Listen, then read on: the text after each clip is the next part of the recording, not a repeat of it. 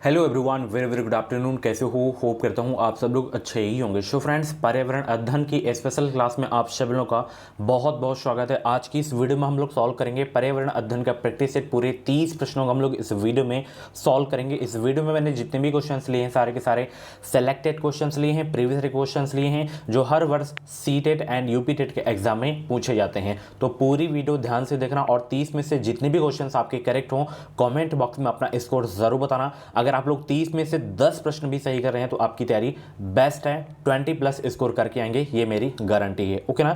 सभी को एक बार फिर से गुड आफ्टरनून। वॉइस क्लियर आ रही है? सब लोग बताएंगे कमेंट बॉक्स में। और यहाँ पे डेली क्लासेस का टाइमिंग आप सब लोग देख सकते हैं। डेली सुबह 9 बजे आपकी क्लास चलती है, उसके बाद 2:30 बजे, उसके बाद शाम 7 बजे क्लास होती है। और ये टेलीग्राम चैनल का नाम है। यहाँ पे आपको जो है क्लासेस की जो PDF है यहाँ पे आपको मिल जाएंगे। तो और जो भी एजुकेशनल अपडेट रहती है मॉर्निंग में आपको वहाँ पे मिल जाया करेंगे, तो ज्वाइन जरूर कर लेना। और इस बार UP TET and CTET exam को क्वालिफाई करना है बेहतरीन अंकों के साथ, तो अभी कभी एजुकेशन मिसाइल यूट्यूब चैनल को सब्सक्राइब कर लेना। इस चैनल से आपको निश्चित ही मदद मिलेगी। पहला प्रश्न आपकी स्क्रीन पे आ गया है कि नीचे दिए गए सभी जानवरों में से निम्नलिखित में से कौन सी विशेषता पाई जाती है? जैसे छिपकली हो गया, गौरैया हो गया, कछुआ हो गया, सांप हो गया। तो ये क्या है? अंडे देते हैं, या ये जहरीले होते हैं, या ये भूमि एवं जल दोनों में रह सकते हैं? तो क्या है इसका राइट आंसर बताने का प्रयास करेंगे। इसके जो शरीर है सल्ग से जो है ढके होते हैं। तो क्या विशेषता है ये आपको बताना है। 121 का जवाब दीजिए सब लोग। देखिए यहाँ पे छिपकली और गौरैया, कछुआ और सांप ये सभी अंडे देते हैं। अब यहाँ पे यही आपका सही हो जाएगा क्योंकि ये जहरीले होते हैं, क्योंकि जहरीले तो सभी होते नहीं। जैसे सांप तो आपका जहरीला हो गया, छिपकली जहरीली हो गई, अब बाकी तो होते नहीं हैं। ये भूमि एवं जल दोनों में रह सकते हैं, ऐसा नहीं है। गौरैया पानी में नहीं रह सकती है, ठीक है। तो इनके जो शरीर हैं सल्ग से ढके होते हैं, सबके नहीं होते हैं, ठीक है। तो पहला ही आपका बिल्कुल सही आंसर होगा। अगला प्रश्न बहुत इंपॉर्टेंट है। प्राथमिक स्तर पर पर्यावरण अध्ययन के शिक्षण में कहानियों और कविताओं का प्रभावी ढंग से उपयोग किया जा सकता है। पर्यावरण अध्ययन में इनके उपयोग का मुख्य उद्देश्य क्या है? कक्षा की विविधता की पूर्ति, या सीखने के लिए संदर्भगत वातावरण प्रदान करना, या पाठों को आनंददायक बनाना, या भाषिक कौशलों को बढ़ावा देना? 122 का जवाब देने का प्रयास करेंगे। आप लोग वीडियो को लाइक नहीं करो, फटाफट वीडियो को लाइक कर दो, शेयर भी कर दो सभी लोग। चलिए, प्राथमिक स्तर पर पर्यावरण अध्ययन के शिक्षण में कहानियों और कविताओं का प्रभावी ढंग से उपयोग किया जा सकता है। पर्यावरण अध्ययन में इनके उपयोग का जो मुख्य उद्देश्य है वो है सीखने के लिए संदर्भगत वातावरण प्रदान करना। जितने भी लोग यहाँ पे बी जवाब दिए थे उनका आंसर बिल्कुल सही हो जाएगा। जब भी आप लोग मेरी क्लास देखा करें तो आप लोग अपने पास पेन कॉपी जरूर रखा करें। जो भी इंपॉर्टेंट क्वेश्चंस मैं कराता हूँ, जैसे लिख दिया कि ये क्वेश्चन इंपॉर्टेंट है, उसको आपको नोट जरूर कर लेना है, ठीक है। शॉर्ट नोट्स आपको रेडी करना है अभी से। अगला प्रश्न, इंडियन ऑयल कॉरपोरेशन की तेल रिफाइनरी उत्तर प्रदेश में कहाँ स्थित है? इलाहाबाद, झांसी, कानपुर या मथुरा? बताइए, इंडियन ऑयल कॉरपोरेशन की तेल रिफाइनरी उत्तर प्रदेश में कहाँ स्थित है? मोस्ट इंपॉर्टेंट क्वेश्चन आपके एग्जाम के लिए। तो ये स्थित है मथुरा में। कहाँ स्थित है? मथुरा। अगला प्रश्न, स्टार लगा के नोट कर लेना, सीटेट में फिक्स है ये प्रश्न। प्रश्न क्या है? हमारे देश के नीचे दिए गए किस भाग में खाने की चीज़ें जैसे टैपियोका और नारियल को लोग अपने घर के आंगन में ही उगाते हैं और उन्हें इनसे बने खाने का स्वाद बहुत अच्छा लगता है? असम के लोग, या केरल के लोग, या गोवा के लोग, या आंध्र प्रदेश के लोग?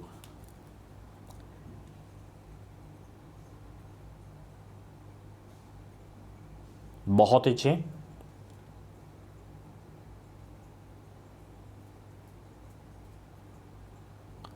सभी लोग जवाब देने का प्रयास करेंगे।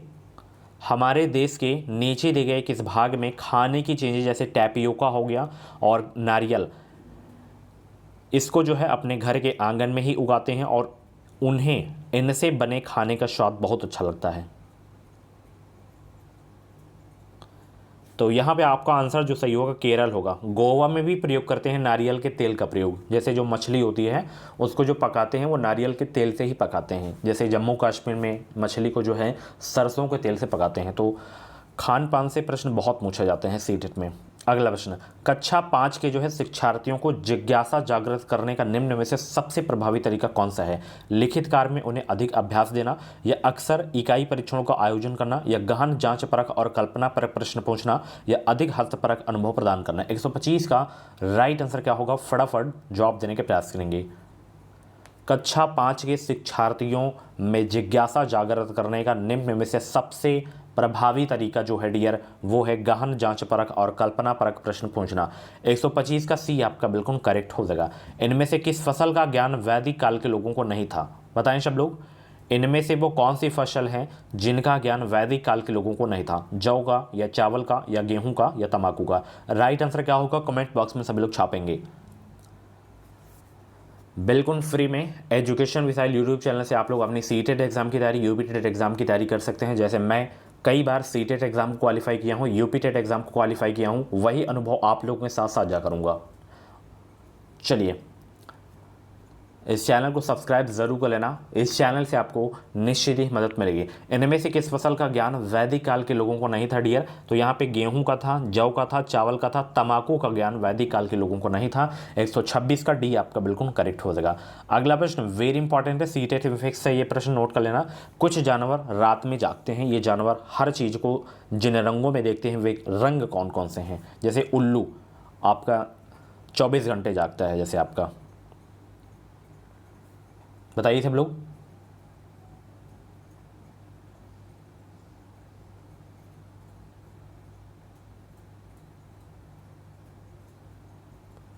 देखिए, जो उल्लू होता है वो दिन में सो लेता है, उसके बाद रात में वो क्या करता है? जागता है। तो ऐसे जो आपके जानवर होते हैं वो जो फिर रंग पहचानते हैं, हर रंग को जो रंग पहचानते हैं केवल उनको समझ में आता है काला और सफ़ेद ही बस, ठीक है, बाकी वो कलर नहीं पहचान पाते हैं। यहाँ पे 127 का ये आपका बिल्कुल करेक्ट हो जाएगा। ओके ना, चलिए। और उल्लू जो है अपनी गर्दन को पूरा 360 डिग्री घुमा लेता है, और मैना जो पक्षी है ये अपनी गर्दन को झट से घुमाती है, ठीक है। चलिए अगला प्रश्न, जीवाणुओं के वर्गीकरण के अध्ययन को कहा जाता है सर्पेटोलॉजी, या टैक्सोनॉमी, या वायरोलॉजी, या फिजियोलॉजी? जीवाणुओं के वर्गीकरण के अध्ययन को कहा जाता है क्या?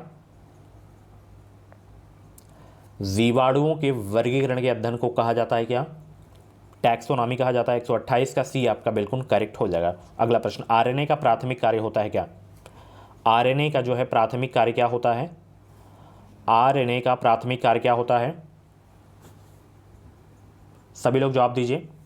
प्रकाश से संश्लेषण, प्रकृति बनाना, या प्रोटीन संश्लेषण, या अनुवाद करना? तो आरएनए का जो प्राथमिक कार्य होता है वो डियर क्या होता है? प्रोटीन संश्लेषण होता है। ओके ना, 129 का बी आपका बिल्कुल करेक्ट हो जाएगा। ओके, प्रोटीन संश्लेषण करना होता है। निम्नलिखित में से किस देश में सर्वाधिक जनसंख्या में ट्यूब वेल्स पाई गई है? भारत, अमेरिका, सऊदी अरब, चीन? बताइए, निम्नलिखित में से किस देश में सर्वाधिक जनसंख्या में ट्यूब वेल्स पाई गई है? आप लोग वीडियो को लाइक नहीं कर रहे हो, फटाफट वीडियो को लाइक करो, शेयर भी कर देना लास्ट में, ताकि और सारे बच्चों के पास ये वीडियो पहुँच सके, उनको भी हेल्प मिल सके। बहुत अच्छे, सभी को एक बार फिर से गुड आफ्टरनून, सभी को गुड आफ्टरनून। वीडियो को शेयर कर दीजिए। देखिए, किस देश में सर्वाधिक संख्या में ट्यूब वेल्स पाई जाती है? तो वो देश है, नोट कर लेना, भारत अपना ही देश है, ठीक है। चलिए बहुत अच्छे। अगला प्रश्न, निम्नलिखित में से कौन सा प्राथमिक स्तर पर पर्यावरण अध्ययन की पाठ्यचर्चा की आवश्यकता के अनुरूप नहीं है? ऑप्शन को रेडी करिए, फटाफट आंसर देने का प्रयास करेंगे सब लोग। बहुत अच्छे। निम्नलिखित में से कौन सा प्राथमिक स्तर पर पर्यावरण की पाठ्यचर्चा की आवश्यकता के अनुरूप नहीं है? ये वाला नहीं आपका, कि उसे काम की दुनिया में प्रवेश के लिए शिक्षार्थियों को ज्ञान एवं कौशल से लैस करना चाहिए, ये आपका नहीं है, ठीक है ना। तो यहाँ पे बी वाला आपका बिल्कुल करेक्ट हो जाएगा। अगला प्रश्न यहाँ पे देखना, एनसीईआरटी की पाठ्यपुस्तकों में पर्यावरण अध्ययन को उच्च प्राथमिकता का स्थान दिया गया है, किसके लिए दिया गया है? बताइए। एनसीईआरटी, बहुत सारे बच्चे बुक पूछा करते हैं, तो एनसीईआरटी की बुक फॉलो करिए आप लोग, जूनियर के लिए ज़्यादा बेटर होगी। अगर आपका एसएसटी है तो एनसीईआरटी 6 to 8 की फॉलो करें, ज्योग्राफी हो गया, एसटी हो गया, एंड अगर आपका मैथमेटिक्स है तो आप मैथ एंड साइंस की 6 to 8 की मैथ साइंस की एनसीईआरटी की बुक फॉलो करिए, बेहतरीन स्कोर जाएगा, डिटेल में आप लोग पढ़ सकते हैं। तो NCERT की पाठ्य पुस्तकों में पर्यावरण अध्ययन को उच्च प्राथमिकता का जो स्थान दिया गया है वो दिया गया कि चिंतन और विस्मय के लिए विद्यार्थियों को अवसर उपलब्ध कराने के लिए। मैंने बताया ना, अवसर दिख जाए ऑप्शन में तो 100% आपका वो आंसर जो है वही सही होगा। ठीक है, चलिए बहुत अच्छे। अगला प्रश्न, सोनम प्रत्येक पाठ को रट कर तुरंत सीख लेती है, जबकि रिया जो है चर्चा एवं ब्रेन स्टॉर्मिंग के बाद प्रत्येक पाठ को समझती है। यह किसके विकासात्मक सिद्धांत की ओर संकेत करता है? अंतः संबंध, व्यक्तिगत भिन्नताओं, सामान्य से विशिष्ट की ओर, या निरंतरता? 133 का जवाब दीजिए सब लोग।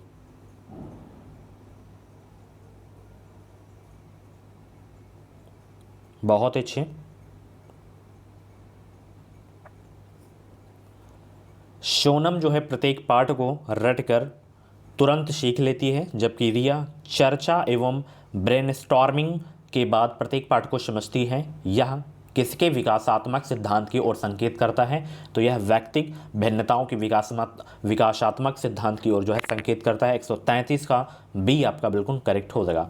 अगला प्रश्न, सहयोगात्मक अधिगम में पुराने एवं अधिक दक्ष विद्यार्थी छोटे एवं कम कुशल विद्यार्थियों का आकलन करते हैं। इसका परिणाम है उच्च उपलब्धि एवं जो है स्वगरिमा, या उच्च नैतिक विकास, या समूहों में द्वंद्व, या गहन प्रतियोगिता। 134 का राइट आंसर क्या होगा? जवाब देने का प्रयास करेंगे सब लोग। तो ये जो परिणाम है उच्च उपलब्धि और स्वगरिमा का है। यहाँ पे 134 का ए आपका बिल्कुल करेक्ट हो जाएगा।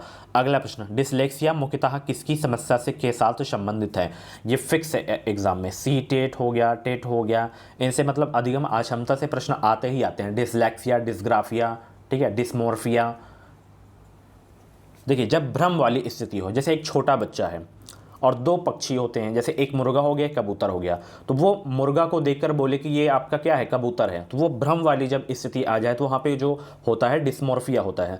अगर गणितीय प्रॉब्लम हो तो वहाँ पे डिस्कैल्कुलिया होता है।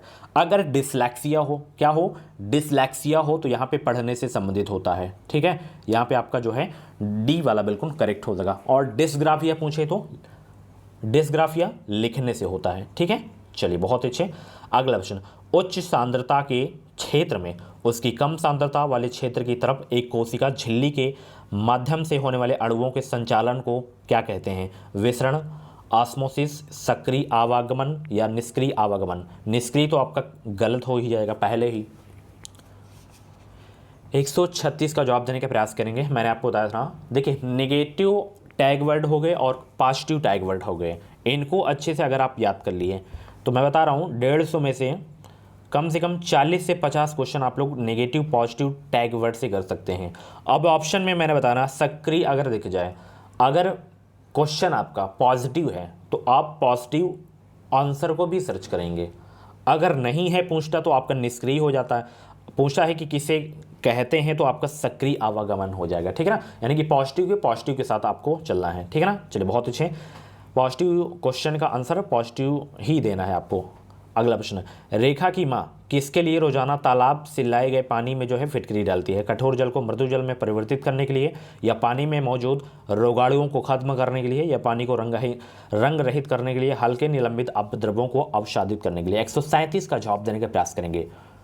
फटाफट आंसर देंगे, गोली की रफ्तार से उत्तर देंगे सब लोग।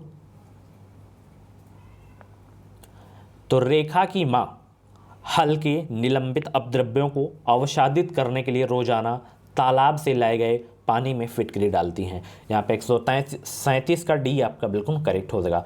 वीडियो को लाइक करिए, वेट कर रहा हूँ मैं, फटाफट वीडियो को लाइक करिए सब लोग। जितने भी लोग क्लास को देख रहे हैं सभी को गुड आफ्टरनून। वीडियो को लाइक कर देंगे सब लोग। चलिए अगला प्रश्न, खाद्य श्रृंखलाओं की संकल्पना को पढ़ाने में विद्यार्थियों के अधिकतम भागीदारिता के लिए निम्नलिखित में से कौन सी शिक्षण व्यूह रचना सबसे प्रभावी होगी? ऑप्शन देखिए, फटाफट आंसर दीजिए सब लोग। बहुत अच्छे। अगर आप लोगों को आंसर सोचने का ज़्यादा समय चाहिए तो आप लोग वीडियो को रोक भी सकते हैं। 138 का राइट आंसर क्या होगा?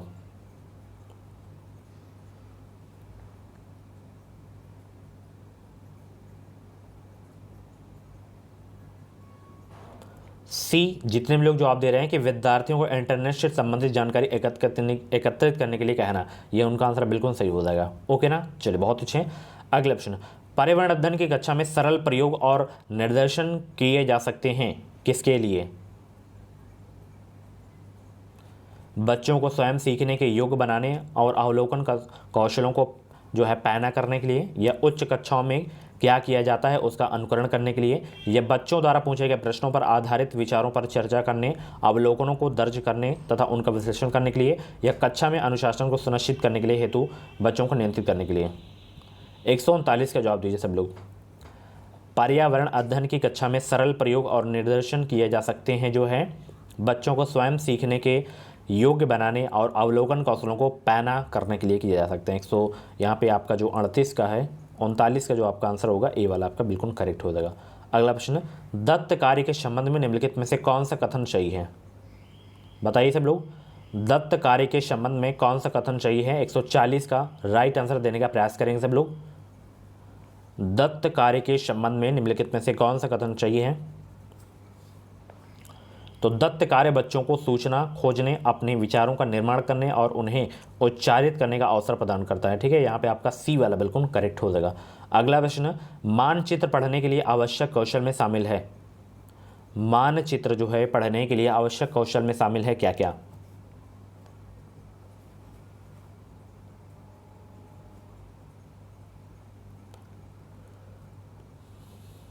तो मानचित्र पढ़ने के लिए आवश्यक कौशल में शामिल है स्थान, दूरी और दिशाओं की सापेक्ष स्थिति की जो है समझने की योग्यता। तो ये इंपॉर्टेंट क्वेश्चन है, बहुत पूछा जाता है, एक्स्ट्रा लगा के नोट कर लेना या तो स्क्रीनशॉट आप लोग ले सकते हैं। अगला प्रश्न, कि उत्तर प्रदेश के किस शहर को सुहाग नगरी कहा जाता है, या शहर कांच की चूड़ियाँ बनाने के लिए प्रसिद्ध है? तो वो कौन सा शहर है जो कांच की चूड़ियाँ बनाने के लिए प्रसिद्ध है? फिरोजाबाद, वाराणसी, गोरखपुर या बरेली? फिरोजाबाद आपका है, ठीक है ना। चलिए अगला प्रश्न, एक पर्यावरण अध्ययन की कक्षा के लिए आवटु ग्रंथि के सामान्य कामकाज के लिए आहार में निम्नलिखित में से किसका सेवन करना जरूरी है? Sodium, iodine, calcium, potassium?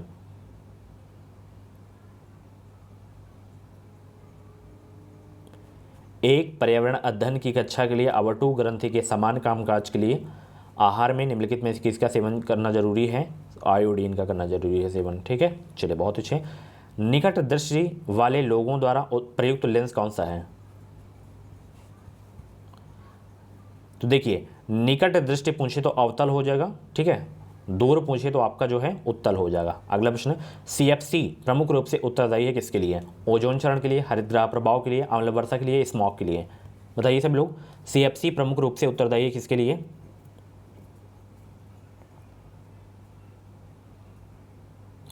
तो सीएफसी प्रमुख रूप से जो उत्तरदायी है ओजोन क्षरण के लिए उत्तरदायी है, यहाँ पे ए वाला आपका बिल्कुल करेक्ट हो जाएगा। अगला प्रश्न, अमृता देवी विश्नोई के त्याग के लिए प्रसिद्ध खिजड़ीली जो गांव है वो प्रसिद्ध है, कहाँ पे अवस्थित है ये आपको बताना है।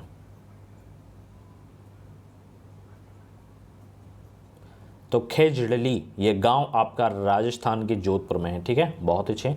निम्नलिखित को सम्मिलित कीजिए, यहाँ पे आपको सम्मिलित करना है, और भी ऑप्शन देख सकते हैं। तो यहाँ पे मैं मिलान किए दे रहा हूँ, जैसे आपका पराबैंगनी किरण, ये इसका संबंध हो जाएगा हिमांधता से, और जैव अवघटनी का जो संबंध हो जाएगा बीओडी से हो जाएगा, यहाँ पे नीचे ऑप्शन है बीओडी। एंड डीडीटी का संबंध हो जाएगा किसे? जैव आवर्धन से। फॉस्फेट का जो संबंध हो जाएगा सुपोषण से हो जाएगा। तो यहाँ पे आंसर जो सही होगा सी वाला आपका सही हो जाएगा। पीडीएफ से आप लोग नोट कर लेना, नोट करना हो तो, ठीक है। चलिए अगला प्रश्न, पर्यावरण अध्ययन की कक्षा में सरल प्रयोग और निर्देशन जो है किए जा सकते हैं किसके द्वारा? किसके लिए किए जा सकते हैं बताइए?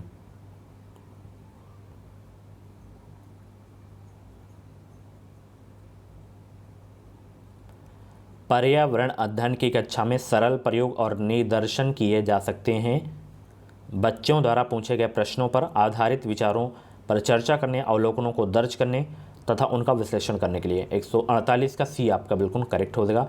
यहाँ पे देख सकते हैं, दत्त कार्य के संबंध में निम्नलिखित में से कौन सा कथन सही है? दत्त कार्य के संबंध में निम्नलिखित में से कौन सा कथन सही है? ये वाला, कि दत्त कार्य आकलन का एकमात्र तरीका है। अगला प्रश्न देखना, लास्ट है, निम्नलिखित में से कौन सा प्राकृतिक प्रतंत्र नहीं है? वन, तालाब, झील, बगीचा?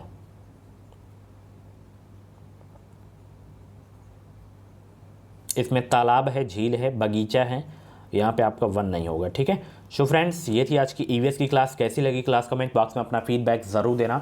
और ऐसी ही डेली क्लासेस देखने के लिए अभी अभी एजुकेशन मिसाइल यूट्यूब चैनल को सब्सक्राइब करें, ताकि जो भी फार्मे की अपडेट आए, जो भी टीचिंग एग्जाम की अपडेट आए, वो अपडेट आपको सबसे पहले हमारे चैनल के माध्यम से मिल सके। कुछ भी डाउट्स है तो आप लोग कमेंट बॉक्स में डाउट क्लियर कर सकते हैं। बाकी मिलते हैं अगले क्लास में। अपना स्कोर ज़रूर बताना। और भी क्लासेस अगर आप लोगों को देखनी है तो आप लोग प्ले लिस्ट विजिट कर सकते हैं। प्ले लिस्ट में आपको सारी की सारी पिछली क्लासेस मिल जाएंगी। Okay, thank you so much, thanks for watching.